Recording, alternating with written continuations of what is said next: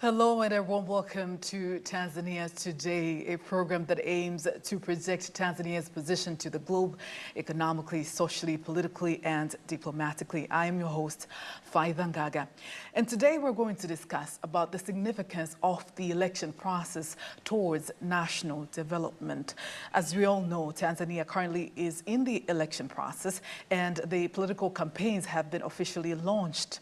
And in October 29th, that is the official date whereby Tanzanians will go to the polls and vote for their desired candidates. So today we're discussing this whole process, even after the voting process, this whole election process, how significant is it towards national development? And with me in the studio today is a groundbreaking members of a panel. To my left is Dr. Ambassador Msuya Mangachi, who is not only has very extensive knowledge in diplomatic issues, but also political issues. But to my right is Dr. Bravius Kahioza, who is an economic expert, but also he has extensive knowledge in political issues as well. So we're going to discuss this. And to start, there's this jargon, this political term that is free and fair elections. It usually comes up, especially during the election season. What does it actually mean? And I'm going to take this question directly to Ambassador Mangachi. What does free and fair election mean in a democratic nation like Tanzania? Before we attempt to define that, we should actually talk about the elections themselves. Why elections? What is the genesis of elections? Why do people vote? This is a relationship between the people and their government. You know, all the time people would like to participate. It's participatory, to participate in the process of running the government.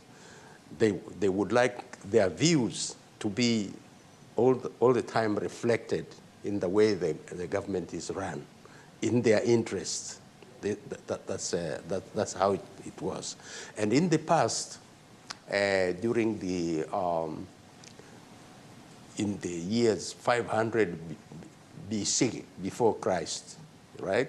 In Greece, for example, people used to directly participate in those affairs, but then this was the beginning of the concept of democracy, where people would go in a place, discuss state affairs, and make decisions so that the government carries out these decisions.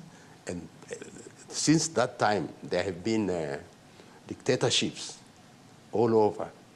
And there is a struggle between masses trying to control, to have their voices heard in the way the affairs of the government are run, and those who are running the government.